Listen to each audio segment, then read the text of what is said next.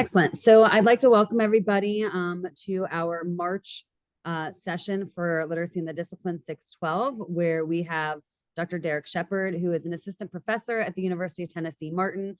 He received his bachelor's degree from the University of Tennessee, Chattanooga, his master's degree from Tennessee Tech, and his doctorate from counselor education from the University of Tennessee, Knoxville.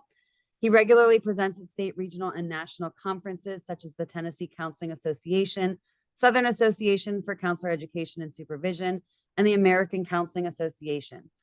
He has published in refereed journals and authored a book chapter.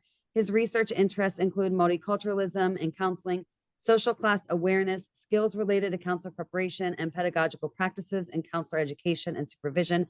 And a personal plug, I've known him for quite a few years, and is just an amazing person to be able to talk to all things about identity, culture, and finances, because you wouldn't think that finance connection is there. We also want to thank, as the president of Literacy in the Discipline 612, we want to thank our funder, who is the South Carolina Middle Grades Initiative. Without them, we wouldn't be able to do these sessions. So without further ado, I'm going to turn it over to Dr. Shepard. Thank you, Rochelle. I appreciate it. And Wanda and Vanessa, thank y'all for attending. I know this may be spring break for some, and there are times conflicting, but I appreciate everybody here. This is a topic that is near and dear to my heart, and you would think, how does this tie into being a counselor educator, which falls in being a school counselor in that realm? Because for me, I have a historical in terms of my personal experience in learning financial literacy and the tying of financial behavior from my roots of growing up with a single mom with two kids, and honestly being transparent here, not wanting to go back. I live off of one of my financial behaviors that I live off of is fear of going broke. Almost not to the level of the depression era individuals, but that's one of my fears. So since it's an intimate crowd, you don't have to put on your camera, but at any time you want to jump in, you want to talk, please do. So without further ado, let's get started. So don't worry about the QR code, because there's so few of us that I just want you to think about for a second, when you saw the title, what came to your mind? And you can either put it in chat or just unmute yourself. What came to your mind when you read the title? Wanda, Vanessa?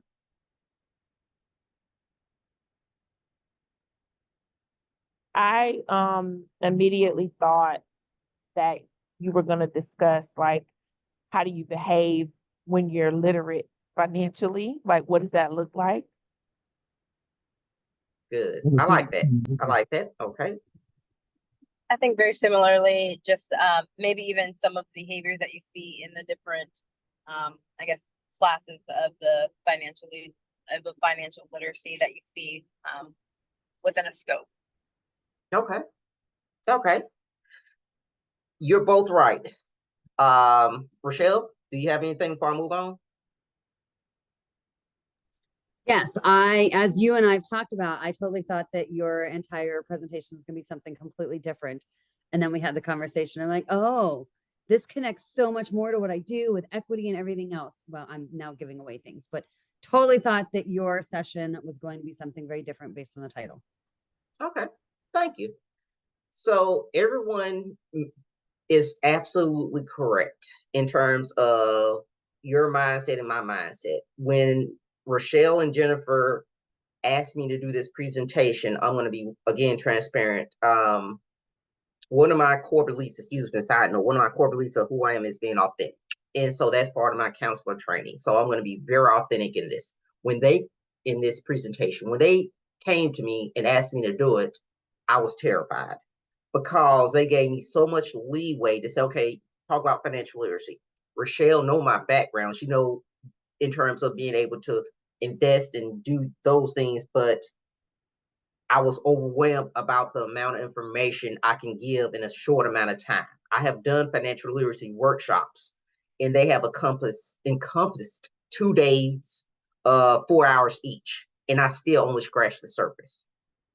So when I initially did this, I said, you know what? I'm not the expert. These are teachers in history, math, science, whatever. They're the experts in that classroom. And I thought about, like, what can I do to empower them and maybe even alleviate some fears and concerns they have about, are they teaching financial literacy right? And so that's where I started getting to an offshoot of financial literacy, which is called financial behavior. It's a mix of psychology and finance. And so what I want to do, the one thing I would like to convey is that you're not going to do wrong as a teacher trying to instruct financial literacy. I'm going to give you resources at the end also about, here are some evidence-based resources to go to teach your students about financial literacy. But what I want you to understand is that it's a hard job to teach financial literacy. And a reason being is it's more than just saving. It's more than just investing. I did a Google search in terms of the best podcasts there are for financial management, money management, etc. And I believe it's USA Today that came up with the 80 best podcasts. That's scratching the surface of people who are out there talking about financial literacy. So in my mind, I started thinking, how am I going to properly equip these individuals to talk about financial literacy? Like, let me just have them dig into a little bit about what it means in terms of the behavior aspect and why it's such a difficult topic. Not impossible, but difficult, okay? So one of my favorite authors in terms of financial literacy is Jane Bryant Quinn. She no longer does it, but she has a wonderful book called Making the Most of Your Money Now. I have it on my bookshelf. It's fairly older, but it's a great book. It's in a the reference section at the end of this PowerPoint presentation, which if you want a copy of it, Rochelle, let me know, I can get it to them. This is the first line of that book. No one is born with a mind for personal finance. Does that strike a chord with anybody in the room? Why? I see you shaking your head. You shouldn't be on camera. Well, I didn't want to leave you with nobody on camera, so I'm on camera. I think that you learn about finances, you learn about money from your environment. Yes. And so you are touching on something right there in terms of the environment, in terms of identities and what it means if you're low income, working class, middle, black, white, whatever. And so no one is born with that mind for personal finance. And so it is something that's teachable, but remember, it's a psychology aspect of it in terms of behavior. So at any point in time, Vanessa or Wanda, if y'all got questions, raise your hand or just chime in, okay? Sounds good. I do want to say, Yeah. I'm sorry for the announcer in the background, but I do want to say that I do agree that it's a learned behavior. And when you said that one of your behaviors was a fear of going broke, I guess I too can relate to that because I am a single parent. And when you're a single parent, you do have a different mindset than if it was a two-parent home. So you don't have anybody else. And so I agree with your sentiment on that. Thank you for sharing and being vulnerable with us, Wanda. And I'm, again, transparency, authenticity. Recently, like last year, I basically did my taxes since I was in college. I did my taxes since then, going to the library, getting into 10W form. My dad taught me how to do it real simple. TurboTax now. But I was like, is there anything I can do different? And so I paid someone, not this past year, 2023, but 2022 to do it. Paid way too much money. And then he wanted to have a conversation with me and my wife. And he met with us. He was like, well, since y'all are high network clients, we really want to talk to you how we can better help you. So our combined income is 6 figures. That's our economics of it. And I thought for a second, I don't feel high network. I don't feel like I'm rich. I feel instead like I'm scared to going broke. That's just my personal opinion. Don't mean I'm not taking those steps not to go broke, but that's what it means for me. So again, no one is born with the mind for personal finance, and that behavior is so important. there's a conceptual model out there that I didn't include, but I want to address a little bit, a conceptual model in terms of how people are satisfied in terms of personal finance satisfaction. And there are 3 areas that they look at: knowledge, attitudes, and sense of control. Within knowledge, they have financial knowledge and financial competence, being able to know about financial literacy and financial competence that you're doing right. Attitudes, future orientation, not present, but future orientation of what it means for you in the future, 10, 20 years. Oh, Rochelle, you know, when you grade old, about to die, Rochelle. And then attitude toward money. What is that attitude toward money that you're talking about? What does it mean for you, which we're going to touch on here in a second. Sense of control is the last one in terms of spending control and perceived behavior control. You add all those together, and if they can correlate to have a positive financial behavior and financial satisfaction for everything. So again, I'm going to stress this, and y'all are probably going to get tired of me stressing it.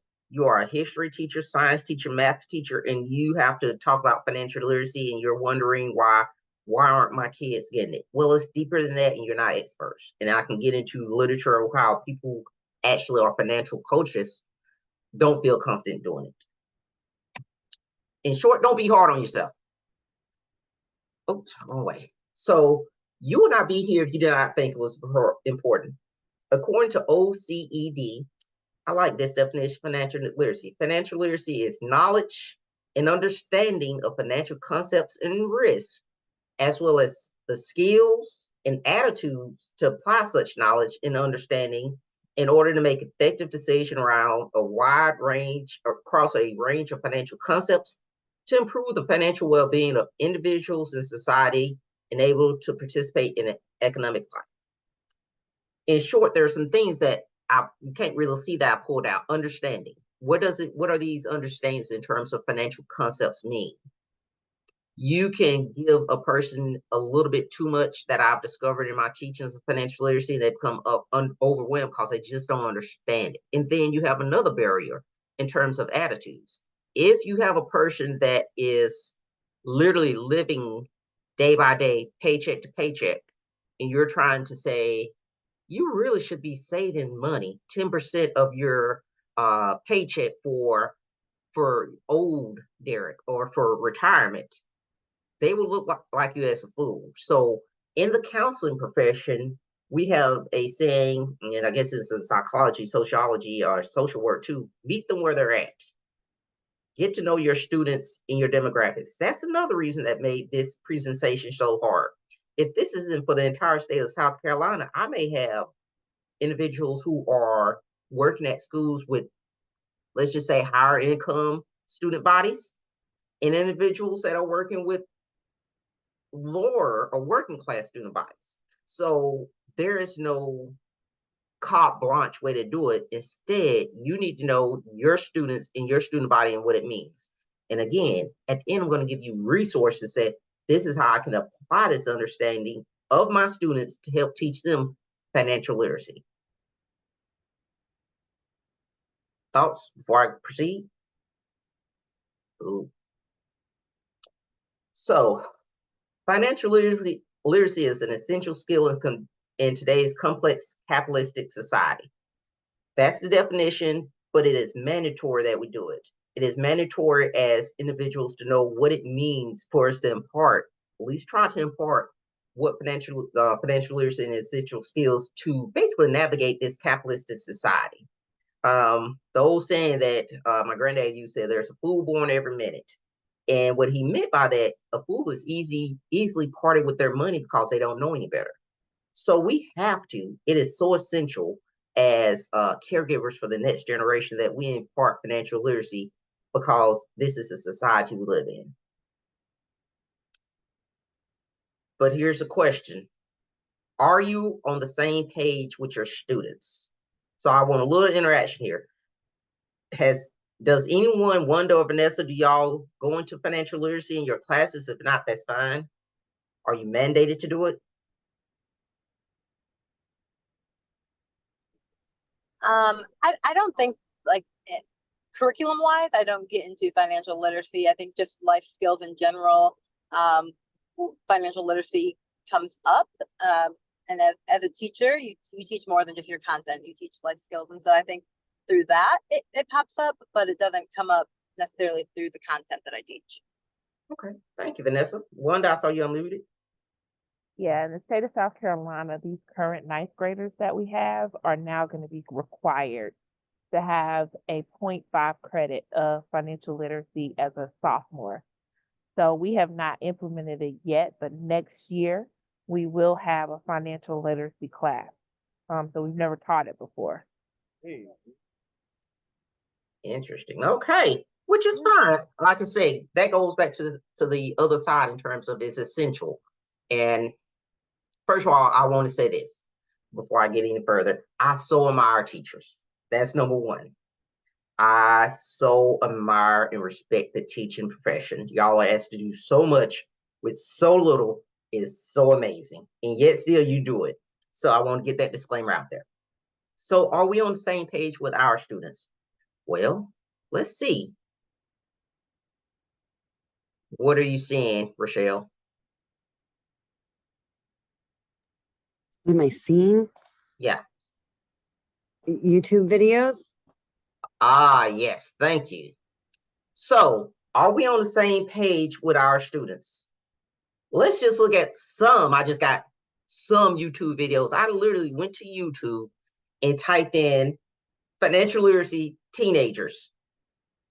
This first one, 5 things teenagers should be doing with their money besides savings.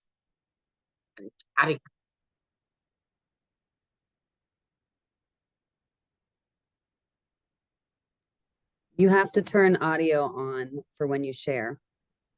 Okay, shoot. Let me see. I don't know.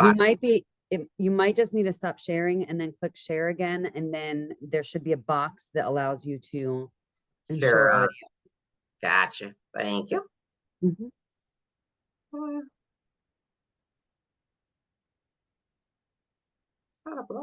Yeah, use layout sections, share sound, and click. Okay. Thank you. Hey guys, how's it going? Hope you're having an awesome day today. So if you're a teenager, you've probably heard a lot. Make sure you save your money, save your money, save your money. Oh, are you saving your money? Make sure you're always saving. Put it in a savings account. Make sure you're saving it. And that's all you really hear. You don't really hear much else about anything like other that you should be doing their money. And that's what I'm gonna do in this video. So in this video, I'm gonna go over 5 different things that teenagers should be doing with their money besides just saving it. So let's get into it. This is gonna be fun. I'm not going to show the entire videos for none of these. I just want to make a point here. Do you want to make money using just your regular smartphone, receiving SMS messages? Let's go start the video.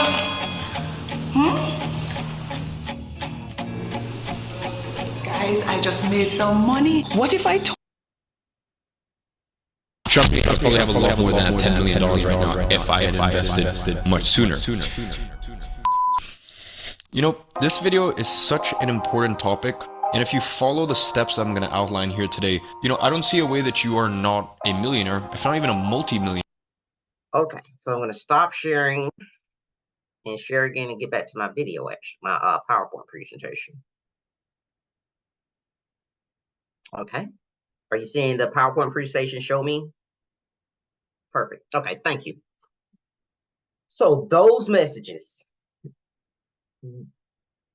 Rochelle got into it a little bit in terms of saying people or teenagers, we're all born into a system, and you being the teachers have a little bit of time with them, but they're bombarded with those messages, and it's out there on TikTok, it's out there on YouTube, of course, what I just pulled up, Facebook. So they are receiving conflicting messages that may be against what's considered best practices. In addition to what messages that they're receiving in the house, the home, why you want to save your money, why you want to do this. Again, a bit of transparency for me. Again, I'm driven by fear. So one of the first books I ever had, which I still have, is called Investing Bible. That's the name of it. It's nothing, you know, it's talking about financial literacy. And so I bought that book and would read it over my grandparents' house. And some relatives, not my grandparents, uncles, they will make fun of me. They will say, why are you reading that book? What, you trying to be rich? Just little derogatory terms like that, or remarks that will make me feel, what am I doing wrong? However, financial literacy is a long game. It's not a short game. It's not the 100-meter dash. Instead, it's a 1,500-meter dash, whatever they do in the Olympics. It's the long game. So that's a message you need to send to your students. Oops. Send the message. Oops. Inform your students to be aware of financial clues from people playing a different game than they are. Lesson 1.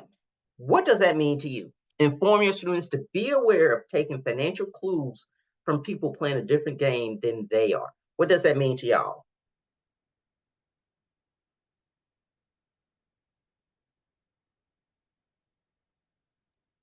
I think it's, scammers who might be trying to get their money because they don't know any better. Yes, I agree 100%. Anyone else? Or Rochelle or Vanessa, essentially. I think you to touch on that, it's a long game.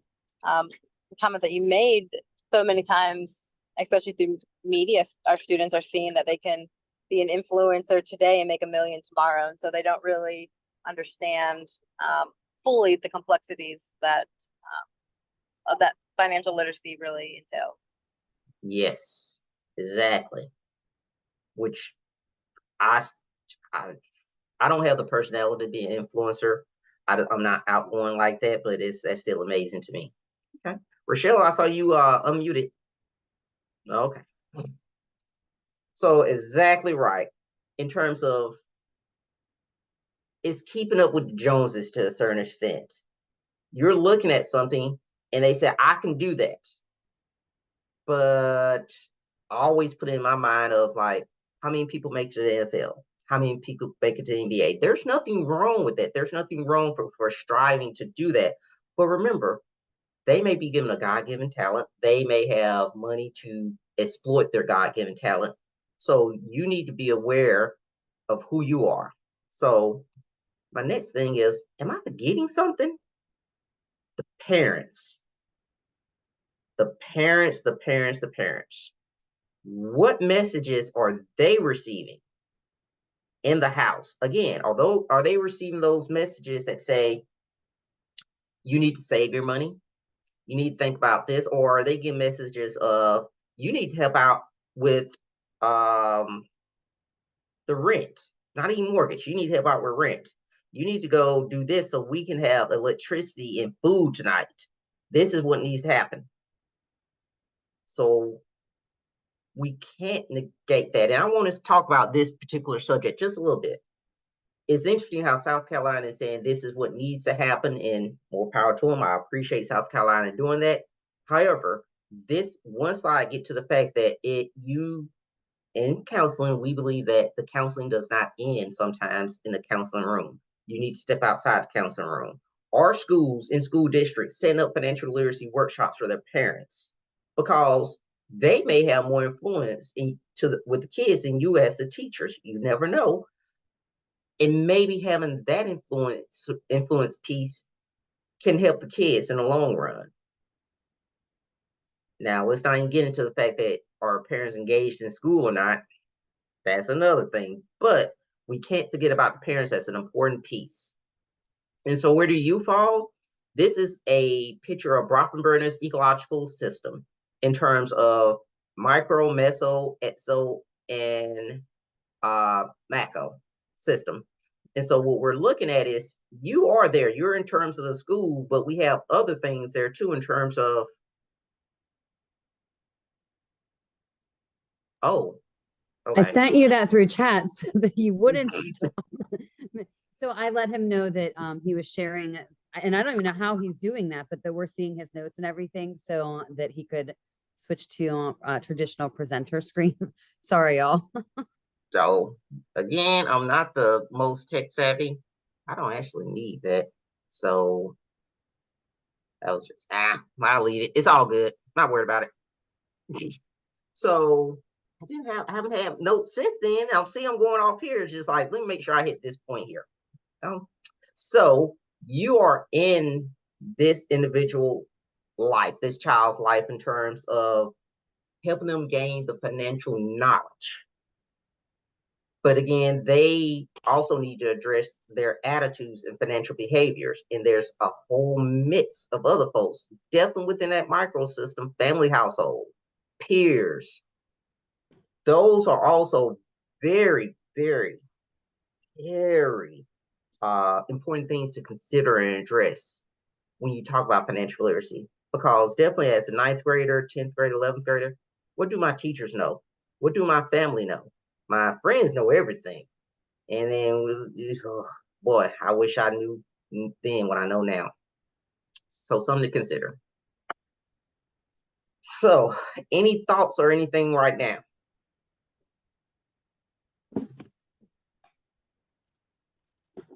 Okay. No, go ahead. No, go ahead. You're right. I forgot to, yes, I forgot to remute, but no, I think that this is an important piece, and it reminds me, so Vanessa's an ELA teacher, but you work across with other teachers as well. And Wanda's, I believe, unless it's changed, so correct me if I'm wrong, an instructional specialist, kind of admin though.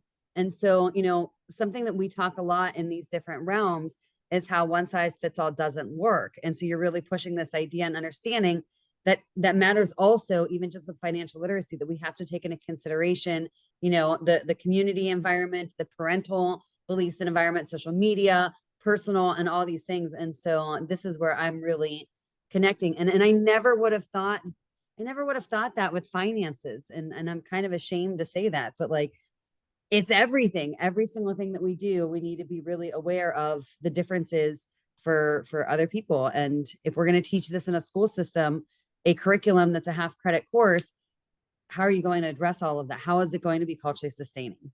So that's my spiel. I love it. And you are absolutely correct. You get a star for the day. Because it's so important. It's just a tad bit of, I hate to say this, and so don't take offense, Rochelle, which I know you won't. It's kind of common sense, really, of having that influence of who are they listening to and all the different messages they're receiving. And definitely in this age of social media, kids are receiving so many different messages. You may be, as someone told me, you may be yelling into the Grand Canyon and talking. That's sad, but it is true. So we are all actors. What that means is behavior then is a strategic rule, then rule or norm conforming. For as the label suggests, actors in their everyday practices attempt to move through a maze of constraints and opportunities that they grasp imperfectly through past experiences and over time. So as Rochelle mentioned earlier, part of my research is about social class, which financial literacy falls in that. But I really lean on Pierre Bourdieu in terms of how we replicate culture through habitus and cultural capital. And so what he is saying here, Schwartz, which is talking about Paul Bourdieu, is that we're actors in a system that we replicate in trying to navigate what it means from us over past experiences and over time. In short, if you live in a gated community where your child is expected to have a Cadillac or a Porsche or a Mercedes on their 16th birthday, then you as that parent is going to make sure your child has that Porsche or Cadillac, whatever, over that community. And that can be a school district there.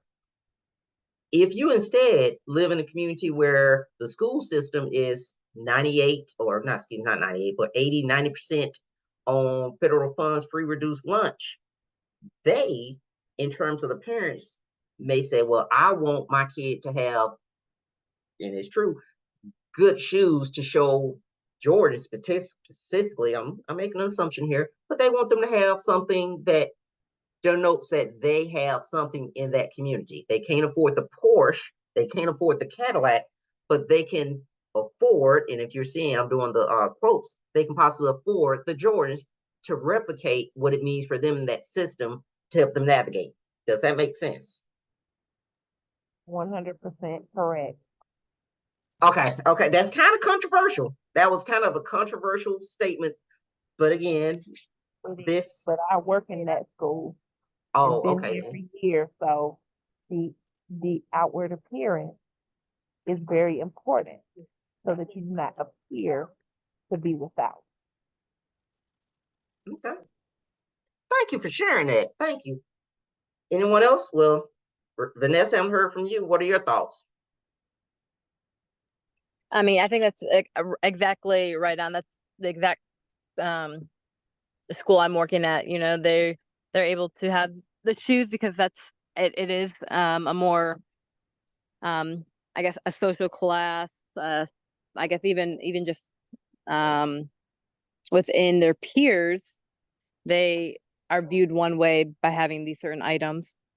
However, asking for simple paper or pencils may not necessarily be what their priority is. And so, depending on where you're living and the expectations of the social class that you live in, you're going to see different outcomes.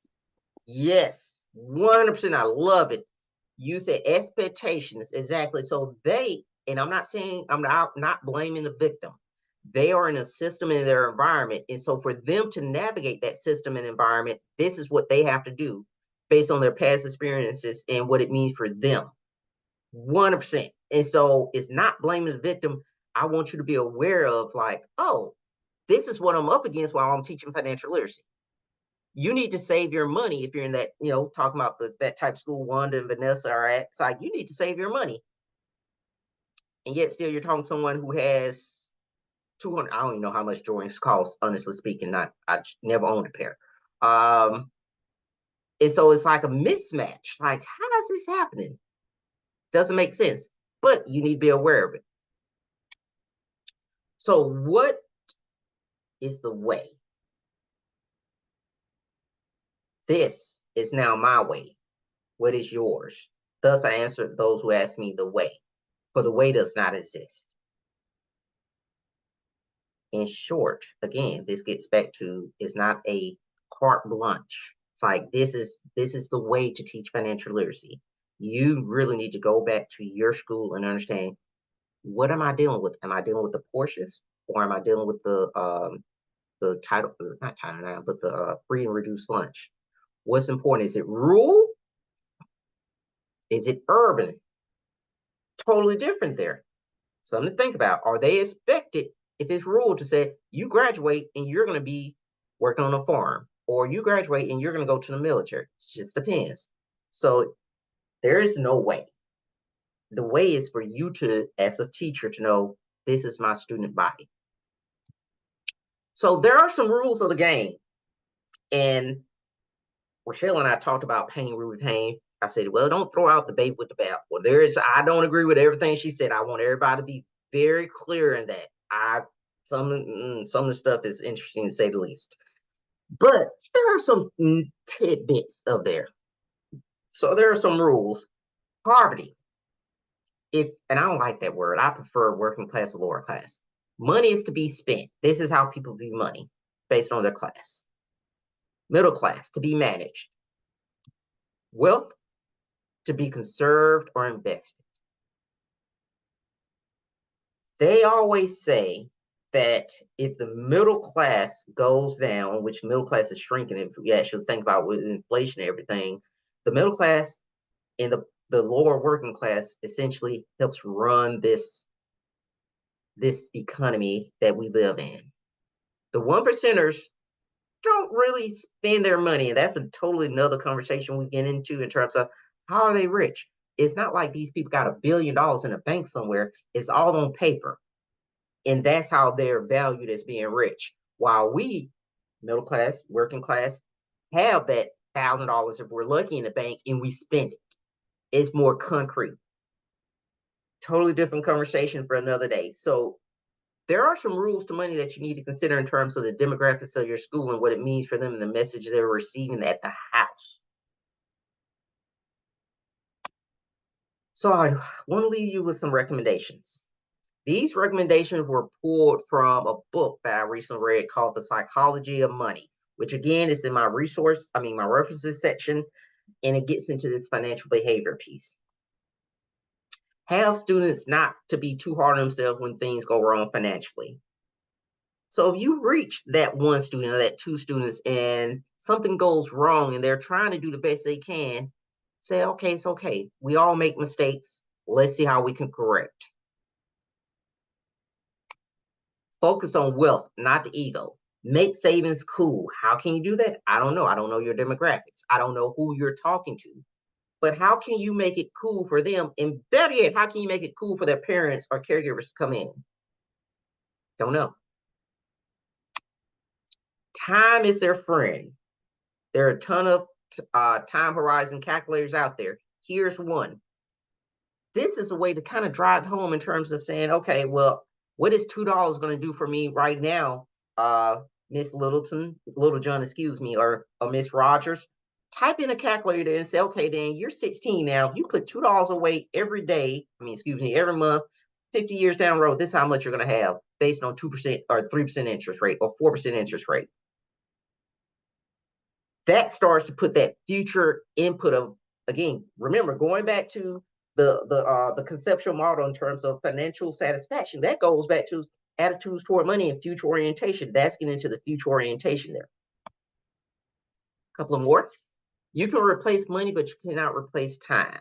Time is as precious as money. Get that into their mind of like, you can always make your money back. People declare bankruptcy all the time. Go about your business. They've made it hard over the years, but yeah, people still declare bankruptcy. But you can never replace time. Be nicer and less flashy. This gets into the social emotional learning aspect. What do you think that means, be nicer and less flashy? I specifically put this in here for teachers. Now, cater what is different if you look in the book versus here. I was like, let me just tweak it to make it for teachers and social emotional learning. So what do you think that means? Be nicer and less flashy. I mean, to me, that's saying, oh, go ahead, Vanessa. Thank you. Oh, no. Well, I was just going to say, it reminds me of a speech President Obama gave about how, the rich don't have to show up that they're rich. They're not the ones walking around with gold chains. And that kind of gets into respectability politics a little bit. So a little bit off the mark. However, if being nice, that's universal, and you don't have to necessarily out nice the next person. Whereas with money, you're trying to out flash or keeping up with the Joneses, as mentioned before. Nice is something that just is constantly that can continue to build wealth upon itself, in a sense. Yes. Love it. Oh, Wanda? Yes, I'd like to add, when you talk about the social emotional part, if we go back to our own thoughts about money and as adults, based on where we are, how we grew up, and if you are fearful of going without money, we have to think about kids too. What if they're living in poverty and they're fearful? You have to make your classroom safe. And if you're talking about the one thing that could cause grief or causes grief outside of school, then you're now putting your kids in a social emotional nightmare because you're talking about the one thing that they don't have or the one big stressor. And so you have to be mindful of that and not talk about those things like you're wearing Jordans, but you can't pay this. You got that polo on, but you can't do this. Like those comments cannot happen in that environment. Exactly. So let's cut to the white meat here. Okay. Financial literacy is a middle class based concept. Get that and understand that. Financial literacy is a middle class based concept. Okay. And you, being Wanda and Vanessa, hit on it so eloquently in terms of what you just said. Exactly. I just had to say that. Okay. Save, baby, save. Making saving cool, but how? I don't know. And I'm not going to give you a recommendation because I literally don't know. But we have to figure out something, not playing the victim, but we have to make a safe environment. That's why it's so difficult. It's like, what does it mean to save? I mean, I got stories where I can tell you, it's like, well, why don't you just save some money? It's like, I don't want to do that. It's like, okay, it's your money, it's your life. You kind of move on. But I'm like, it doesn't add up. It's like, I'm not sure if you've ever heard this saying or it's some version of it. I may die tomorrow. So why am I going to save money?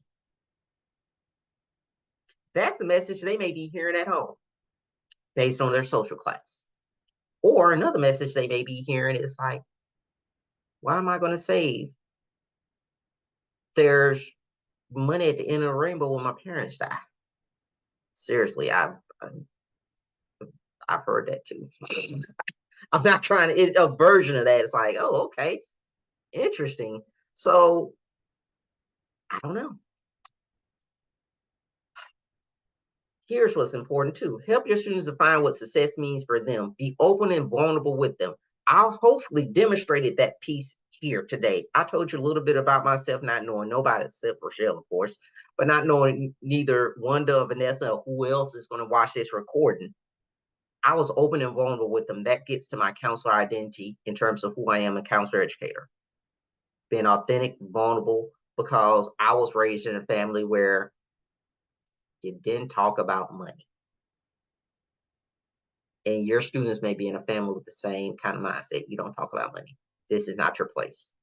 It's a taboo subject. Religion, money, politics. Let it go. I hopefully, for my little piece of life, I hope to change that little piece of taboo the best I can.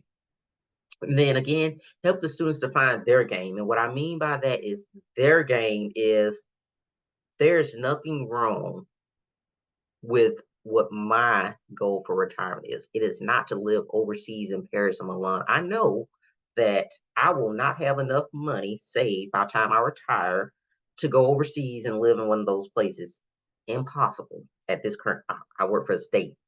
We don't get paid that much. Number two, I don't want that for my life. What I want for my life in terms of retirement is to keep working some kind of part-time gig, doing something, teaching, whatever it means, going fishing, and just being happy, staying active physically and mentally. But I do not want that Beverly Hills lifestyle, like I'm going to go retire over in Paris. That's not my game. So helping your students just figure out what their game is, what it means for them. And they may have a game of, I just want to have enough where if my rent needs to be paid or my mama's rent needs to be paid, we got enough to pay that.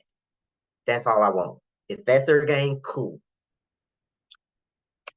So we got resources here, evidence-based resources, things out there that's been cultivated through me.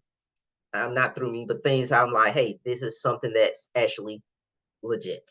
The National Endowment for Financial Education, great resources there. The Consumer Financial Protection Bureau, great resources there. Khan Academy, I'm not sure if your school districts or whatever know about it, but Khan Academy, they have financial literacy embedded in there, great resource. 15 financial literacy activities for high school students. Go there, Money Prodigy, and you can get some PDFs.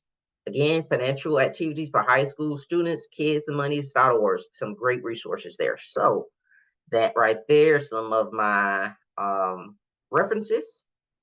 That's it. And slideshow.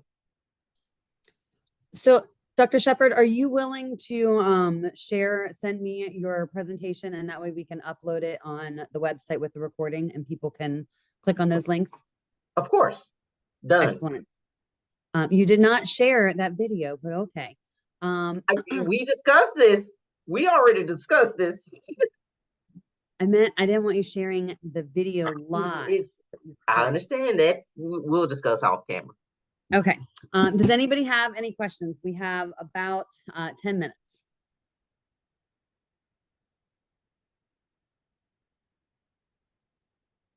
Well, then let's give Dr. Shepard a round of applause. I mean, I learned a lot. I really enjoyed this. So thank you, Dr. Shepard.